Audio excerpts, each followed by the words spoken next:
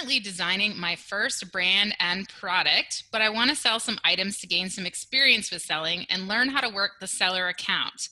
If I source products from AliExpress, do I send those products to an Amazon warehouse or to my own address and ship from home?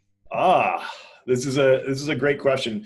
And so I'm going to go into, because today I was going to talk about I don't know, like I've done a video on this before on my YouTube, kind of how I first started when I was doing private label, like the trick that I used to source on AliExpress.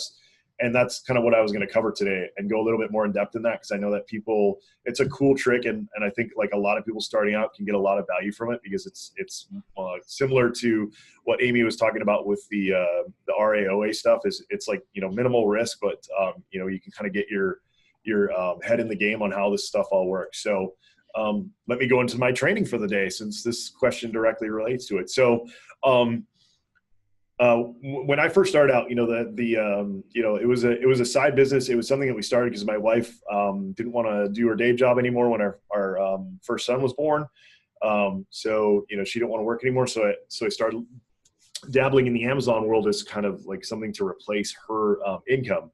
So at first, it seemed super overwhelming and things like that. And this was back in 2013, where there was, not training like there is now, where you can find almost how to do anything. So it was kind of like on my own. But what the technique that I kind of come up with early on, which seemed to work really well, granted 2013 was, it was kind of a gold mine. It was like you could almost throw anything up and have success. But, this technique still works really well today.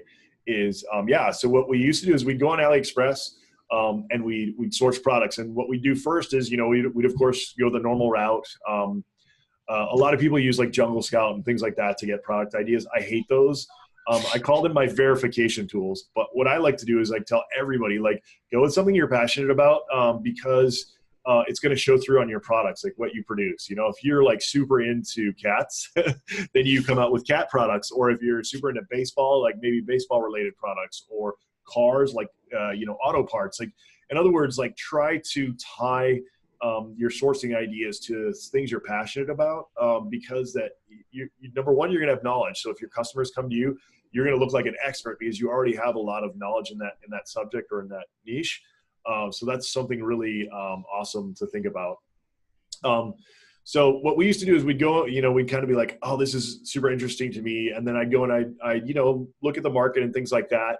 Nowadays, the way you want to do it is find a product that you're interested in, and then you really want to do your homework. And a lot of people miss this step. They, they'll go to like the bestseller lists on Amazon or something like that, and they'll find products there, and then they'll just go buy them. And they do like no more research. At a minimum, once you get your product ideas, that's when you start breaking out Jungle Scout, things like that. But you also want to spread like something that people never think about, which is something that you can do is people think about Google Trends, but they don't think about like a simple search on like Twitter. So like, Yes. Are people talking about this product? If they're not, if you're trying to source like, keychains or something, like, are people talking about it, or is there any demand for it? So that's something you definitely want to do your research. And there's like I said, you can do like another great place to find product ideas and also to sell on, if you've never sold on, is wish.com. There's a lot of opportunity as a merchant there, but also for product ideas because it's social based. So wish.com is a great one to go look at. AliExpress itself is a great one to look for trending products.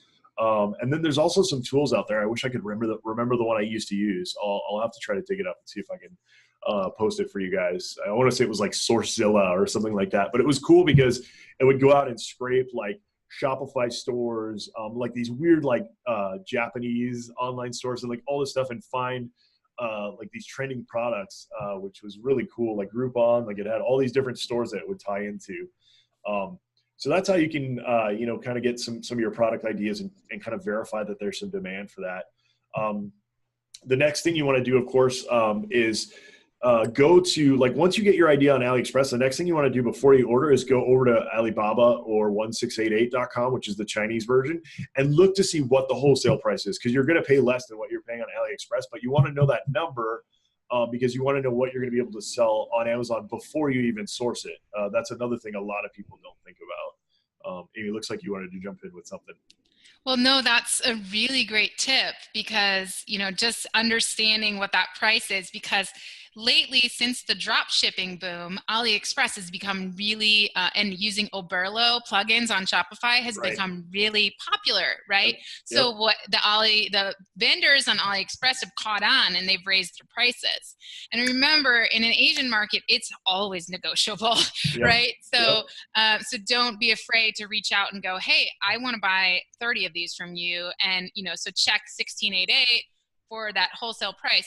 Great tip, Andy. I believe the resource, I have a video in my group, Dropshipping 101, where I walk you through you can search on Google, you can put in Shopify plus cats, Shopify plus baseball in the Google search, and it'll bring up all of the Shopify sites. And then you Right. can look in those stores and see what they're selling and see what's trending. And I bet a lot of that, probably because they're focused on that drop ship model, a lot of that might not be on Amazon. So you find your trend that you're really interested in. If you just want to buy a few and test it out, you should check out those Shopify sites. And I believe the site that it is, I think it's Ecom Hunt, where they scrape everything and they show you like the latest products. But I'll look it up too. I have a version of it in my Dropship 101 Yeah.